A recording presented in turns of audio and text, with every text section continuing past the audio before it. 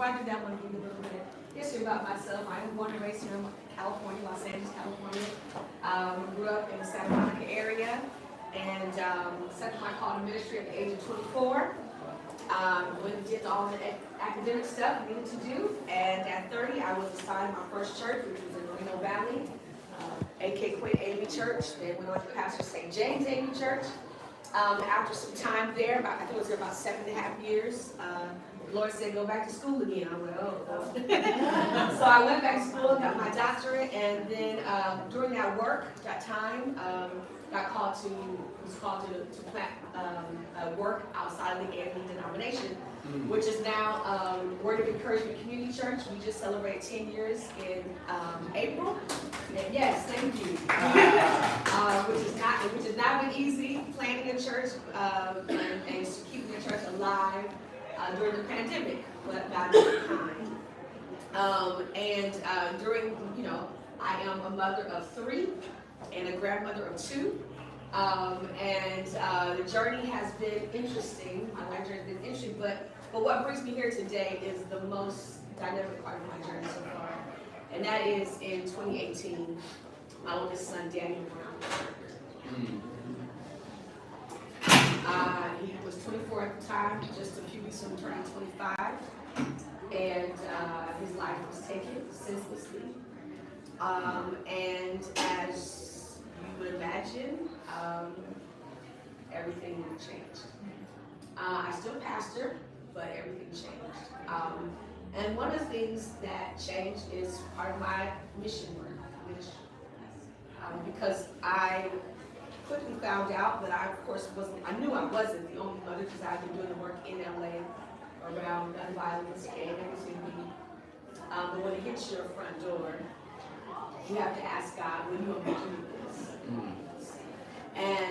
And so in the first year or so, I, went through my reading journey.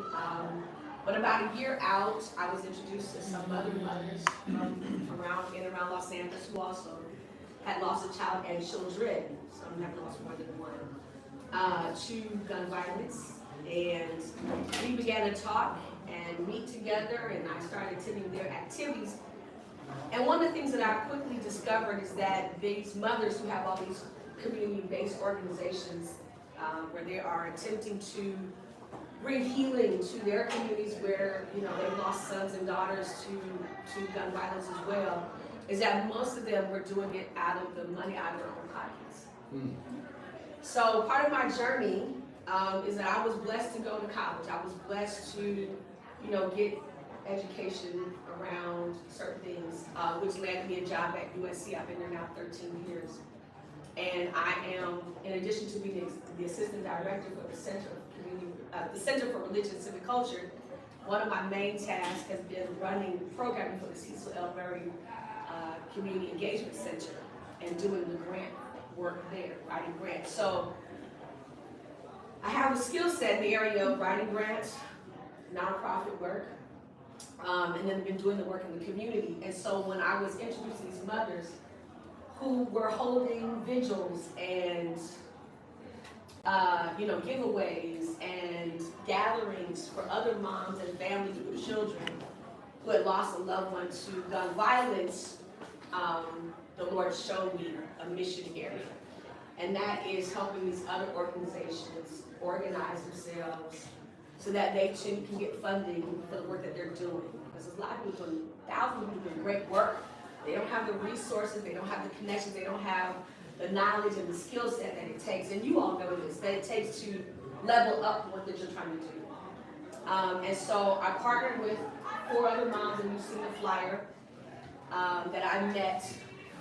One of them I met, she and I both were invited to be, there's an independent film, Put the Guns Down. She and I were invited to both the interview for that film. And so the 4 moms that you on the flyer, we were all introduced at different times and spaces. Right after my son was killed, because people wanted me to, like, Najuma, you need to know this person. So they wanted me to connect with other moms. And again, just asking God over and over again, when do you want to do this? When did you do this? Because my son's life can't be taken in vain, right? there's a news article out of the LA, the Vegas Times that says man killed over cell phone. That can't be the story of my son's life, right? That's how he was really killed over cell phone, right? And so meeting with these moms and talking with them, I said, okay, I see work has area. And so I pulled these 4 moms together. I said, what if we start working together, build a coalition? And my skill that I bring to this table is that I know how to write a grant, I know how to write a proposal, I know people, I know what it means to how to go after funding to do good work. And that's what we've been doing for the last year and a half, 2 years now, is working that process. Most of these, like I said, most of these moms do community projects. Some of them provide services. For example, if there's an ongoing case, court support. There's documents when you have a loved one that's been murdered, there's documents that have to be completed, that you have to have. There's language that you don't understand. At the same time, you're grieving. And so a lot of what these moms do is they offer court support, helping with phone calls, helping just to understand the process. It's not what we see on television, right? Like some cases literally I was told by our DA that my son's murder trial, they were like, we just want you to know up front, this is not the Perry Mason show. It will not be 30-minute sitcom. This will take 2 to 3 years. And when you're going through a court case for 2 to 3 years, you don't get to relax. Every phone call, every court appearance is re-traumatizing.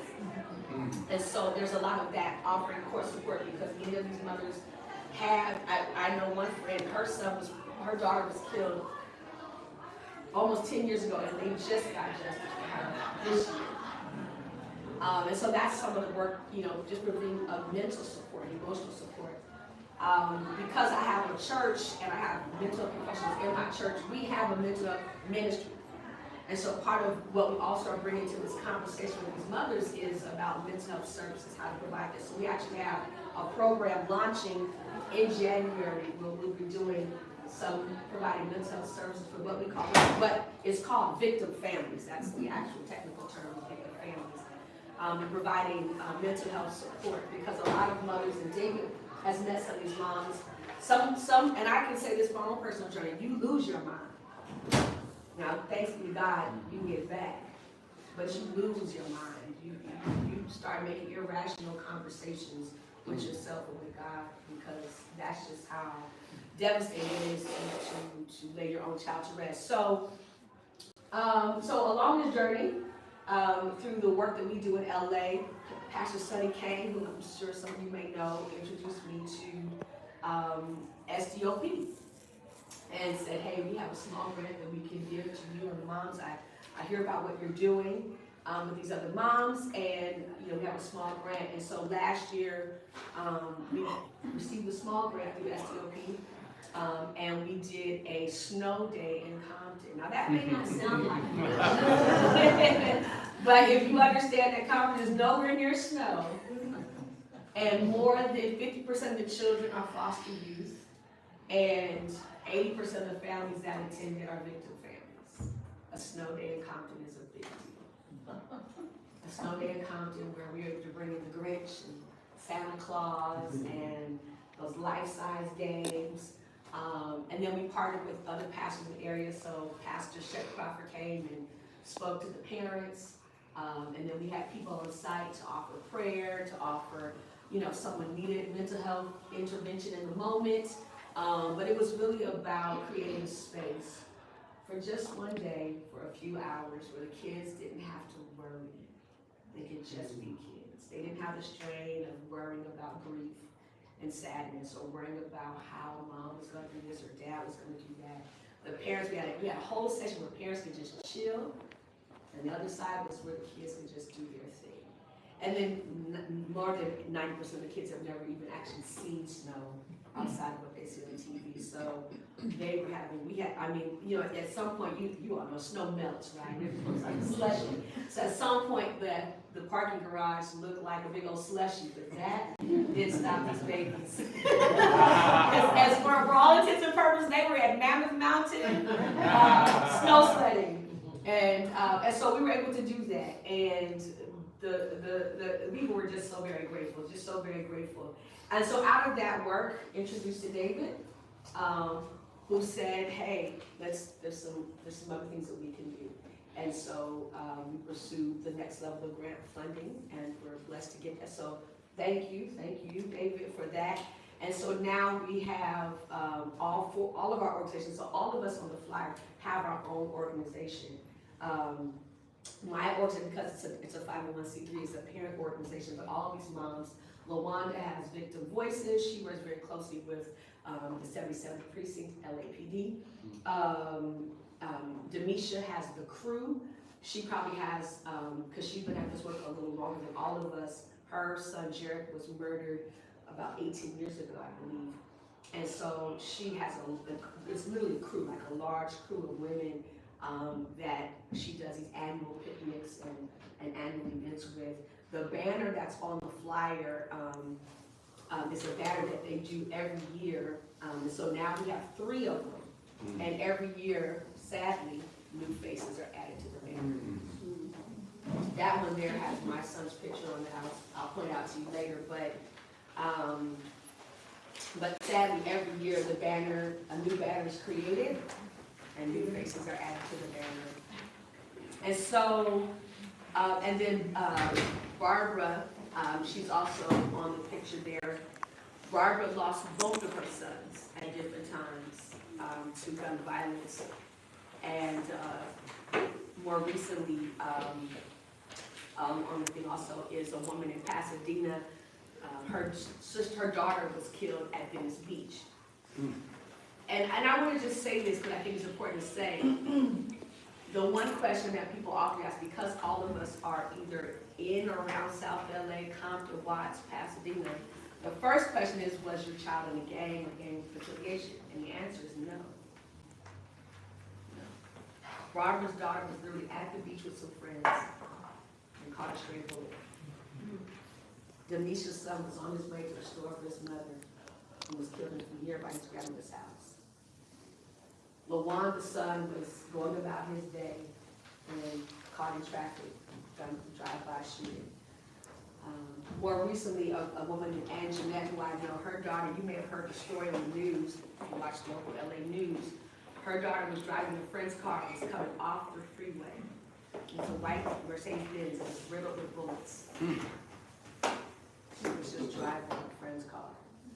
And so the misnomer is, well, these kids or these young people might be doing something, and 90% of the time, they're actually not.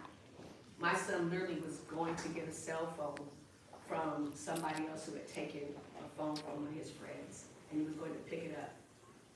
And an argument ensued with the person in the house, and they decided to shoot my son. And so the devastation is that, our young people, our children, are just going about their lives. No rhyme, no reason, why these things happen. We live in a community, we live in a world where violence happens.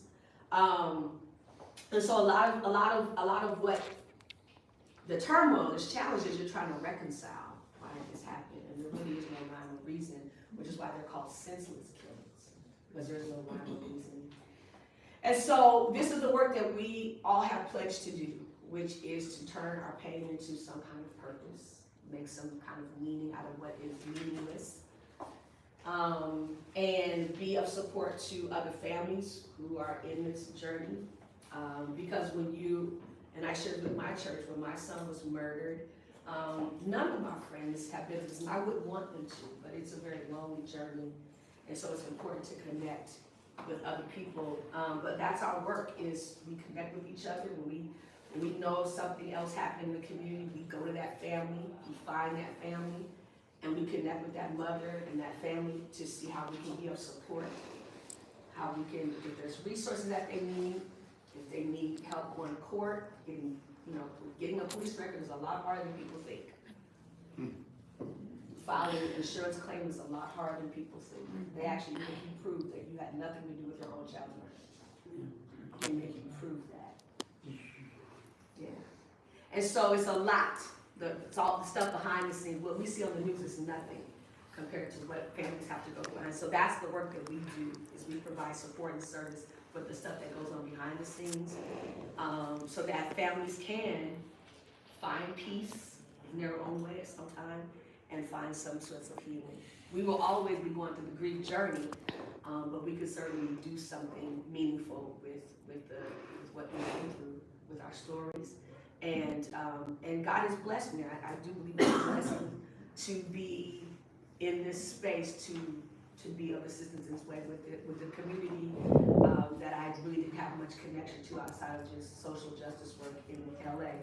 And meeting these wonderful women and families, and we are doing the work.